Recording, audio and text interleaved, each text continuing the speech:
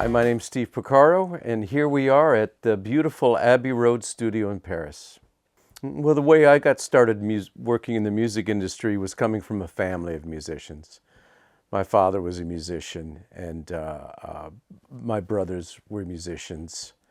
And so it was a very natural progression. I saw my father's career, both when we lived in Connecticut and then when he moved to LA to become a studio musician. A freelance studio musician. I saw him working on great projects right away, very quickly. He was getting hired for a lot of great records and movies and all kinds of things. And then I saw both of my brothers right out of high school become successful musicians. It was just something I always wanted to do. I was always hoping to do. And I was lucky to have them kind of showing me that it was very possible. The reason I got into synths was, first of all, I was very interested. I was fascinated with synthesizers. I had heard, when I would hear it on the radio, when I would hear the first time I heard Walter Carlos doing Switched on Bach, I was always, what was that? You know, what is that? And then I saw Emerson, Lake and Palmer in 1971 play live, and the sound of the Moog synthesizer just blew my mind. And then as I was coming up, I was always a horrible student. I was a terrible piano student. And I saw that if I was going to be on the same level that my brothers were achieving in their professional life, I knew I didn't have those kind of chops on the piano, just being a keyboard player. But what I saw in the middle 70s was this chasm that the people who know a lot about synthesizers, they weren't very good piano players. And all the best piano players in town, they knew nothing about synthesizers. So I saw this opportunity there to work with other keyboard players.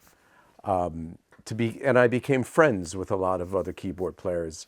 David Paich, of course, my partner in Toto, but also David Foster and other guys. I would find myself on sessions with them dialing in the sounds. I would always go that further distance than they normally would as far as interfacing synthesizers, as far as what I would learn about them.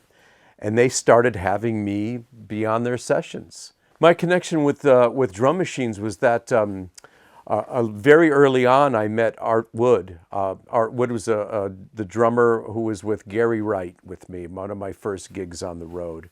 And Art was friends with a guy named Roger Lynn, who worked for Leon Russell. He had come up with this. He took a home computer and he made it like a programmable drum machine. And we would brainstorm and talk about, boy, wouldn't it be great someday if those could be real sounds? If you could somehow trigger real sounds instead of these little electronic sounds. And Roger just stayed on top of the technology.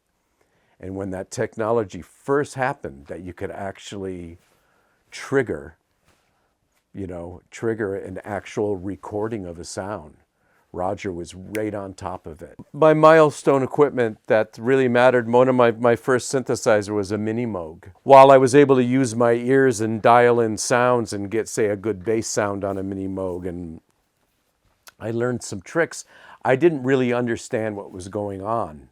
When I used to use a thing called a digital sequencer, and it just was monophonic, and I could play an arpeggio or a line very slowly into it and then speed it up and play it on the synthesizer. That kind of became one of my specialties. Well, Roland released an 8-channel version of it.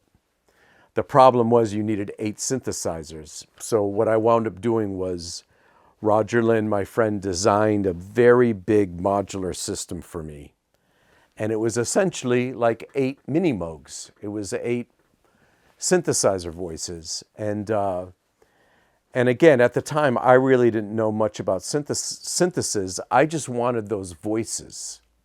I just wanted those individual voices. And Roger taught me about voltage control and mixing voltages. There was this stuff I didn't understand.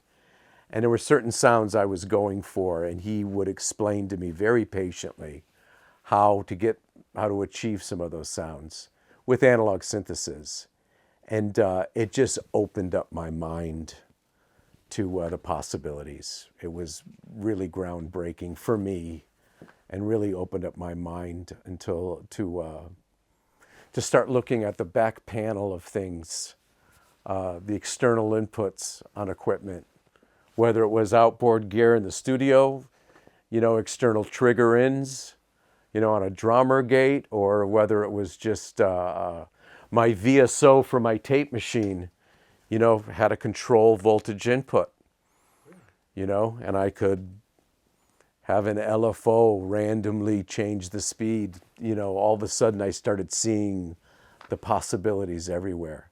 And it wasn't until I understood this huge Moog that then I really understood a mini Moog and what was going on with that. Another piece of gear that changed my life was the Yamaha CS80. When Yamaha came out with this synthesizer called the CS80, it sounded fantastic. And it was a real instrument. And I latched onto that and learned it inside and out and mastered it, and it really became my axe.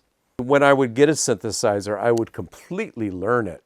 There were so few in those days, and when I would get a synthesizer, I would really master it. I really wanted to know every aspect of it. And if I was listening to a preset, I wanted to be able to know how to edit it and how to change one aspect of the sound to make it my own.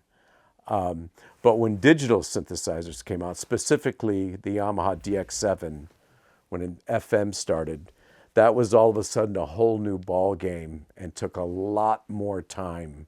As far as preferring touring as opposed to the studio, I love touring. I love doing all of it. That's what was so great about being in Toto, was that I got to do everything.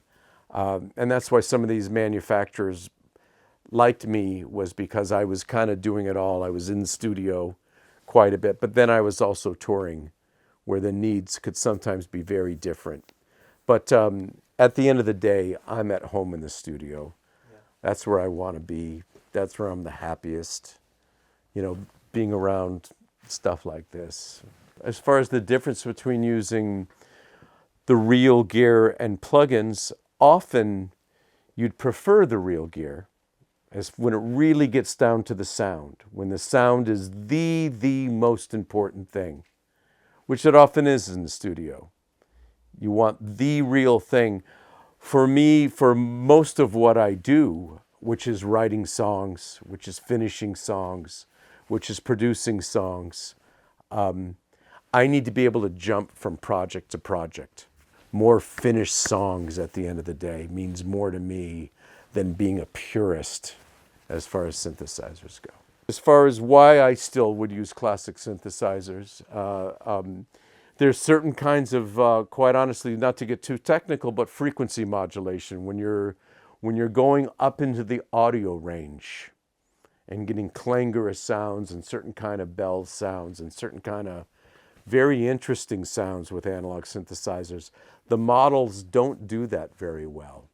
I spent years and years trying to get decent string sounds, trying to get convincing string sounds. Because when I was in the studio with a Quincy Jones or any other producer, they were always just trying to make the strings sound more real, more like real strings. So when samples came out, when the first time I had a Roland library of these long samples of pads, I stopped programming string sounds like that.